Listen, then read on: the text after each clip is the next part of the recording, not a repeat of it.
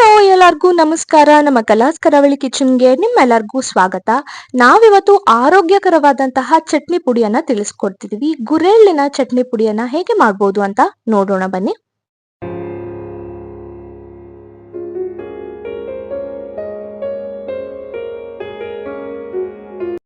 ನಾವಿಲ್ಲಿ 1 ಕಪ್ನಷ್ಟು ಗುರೆಳ್ಳನ್ನ ಬಳಸ್ತಿದೀವಿ. ಗುರೆಳ್ಳು ನಿಮ್ಗೆ ಗೊತ್ತಿರೋ ಹಾಗೆ ತುಂಬಾ ನ್ಯೂಟ್ರಿಷಿಯಸ್ ಆಗಿರುತ್ತೆ. ಹಾಗೆ ಇದರಲ್ಲಿರುವಂತಹ ಎಣ್ಣೆ ಅಂಶ ದೇಹಕ್ಕೂ ಕೂಡ ತುಂಬಾ ಒಳ್ಳೆಯದು.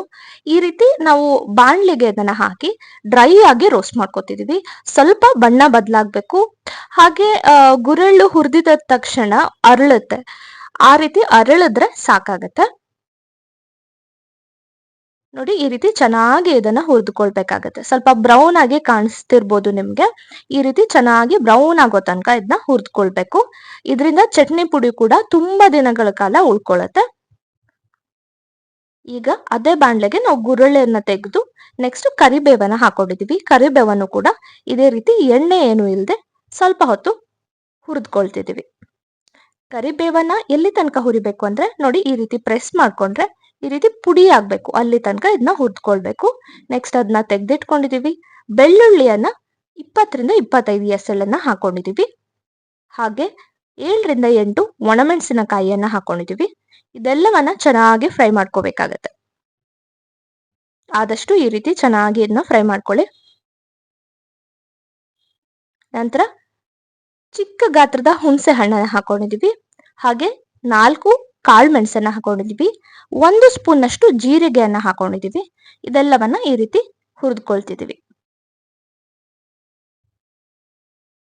ಈ ರೀತಿ ಚೆನ್ನಾಗಿ ಇದನ್ನ ಹುರಿದುಕೊಳ್ಬೇಕಾಗತ್ತೆ.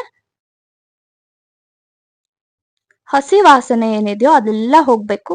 ಇದರಿಂದ ನೀವು ಚಟ್ನಿ ಪುಡಿ ಹಾಳಾಗದೆ ಇರೋ ರೀತಿ ಕಾಪಾಡ್ಕೋಬಹುದು. ಈಗ ಇದೆಲ್ಲವನ್ನ ಹುರಿದಿಟ್ಕೊಂಡಿದೀವಿ. ಅವಾಗ್ಲೇ ನಾವು ಗುರೆಳ್ಳು ಹಾಗೆ ಕರಿಬೇವನ್ನ ಏನು ಹುರಿದಿಟ್ಕೊಂಡಿದ್ವೋ ಅದನ್ನು ಕೂಡ ಟ್ರಾನ್ಸ್ಫರ್ ಮಾಡ್ಕೊಳ್ತಿದೀವಿ.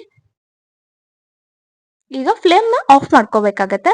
ಫ್ಲೇಮ್ ನ ಆಫ್ ಮಾಡಿಕೊಂಡ ತಕ್ಷಣ ನಾವಿದಕ್ಕೆ ಬೆಲ್ಲವನ್ನ ಹಾಕೋಬೇಕು. ಇಲ್ಲ ಅಂದ್ರೆ ಬೆಲ್ಲ ಕರಗಿ ಈ ಗುರೆಳ್ಳು ಎಲ್ಲ ಮೆತ್ತಗಾಗತ್ತೆ. ಸ್ವಲ್ಪ ತಣ್ಣಗಾದ ನಂತರ ಈ ಬೆಲ್ಲವನ್ನ ಆಡ್ ಮಾಡ್ಕೊಂಡಿದೀವಿ. ಸ್ವಲ್ಪ ಬೆಲ್ಲ ಇದ್ರೆ ಚೆನ್ನಾಗಿರುತ್ತೆ.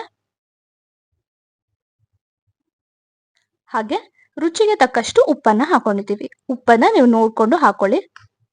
ಈಗ ಒಂದ್ಸತಿ ಇದನ್ನ ಚೆನ್ನಾಗಿ ಮಿಕ್ಸ್ ಮಾಡ್ಕೊಂಡು ತಣ್ಣಗಾದ ನಂತರ ಇದನ್ನ ಗ್ರೈಂಡ್ ಮಾಡ್ಕೋಬೇಕಾಗತ್ತೆ, ಪುಡಿ ಮಾಡ್ಕೋಬೇಕಾಗತ್ತೆ. ಪುಡಿ ಮಾಡ್ಕೋಬೇಕಾದ್ರೆ ತುಂಬಾ ಹುಷಾರಾಗಿ ಇದನ್ನ ಪುಡಿ ಮಾಡ್ಕೋಬೇಕು. ಮಿಕ್ಸರ್ನ ಆನ್ ಆಫ್ ಮಾಡ್ತಾ ಇದನ್ನ ಪುಡಿ ಮಾಡ್ಕೋಬೇಕಾಗತ್ತೆ. ಇಲ್ಲ ಅಂದ್ರೆ ಗುರೆಳ್ಳು ಎಣ್ಣೆಯನ್ನೆಲ್ಲ ಬಿಟ್ಕೊಳ್ಳುತ್ತೆ. ಹಾಗೆ ಚಟ್ನಿ ಪುಡಿ ಕೂಡ ಸಾಫ್ಟ್ ಆಗುತ್ತೆ. ಹೋಪ್ ನಿಮ್ಮೆಲ್ಲರಿಗೂ ಈ ವಿಡಿಯೋ ಇಷ್ಟ ಆಗಿದೆ ಅಂತ. ಈ ವಿಡಿಯೋ ಇಷ್ಟ ಆಗಿದ್ರೆ ನಮ್ಮ ಚಾನೆಲ್ ನ ಸಬ್ಸ್ಕ್ರೈಬ್ ಮಾಡ್ಕೊಳ್ಳೋದನ್ನ ಮರಿಬೇಡಿ. ಹಾಗೆ ವಿಡಿಯೋನು ಕೂಡ ಲೈಕ್ ಮಾಡೋದನ್ನ ಮರಿಬೇಡಿ. Once again thanks for watching the video.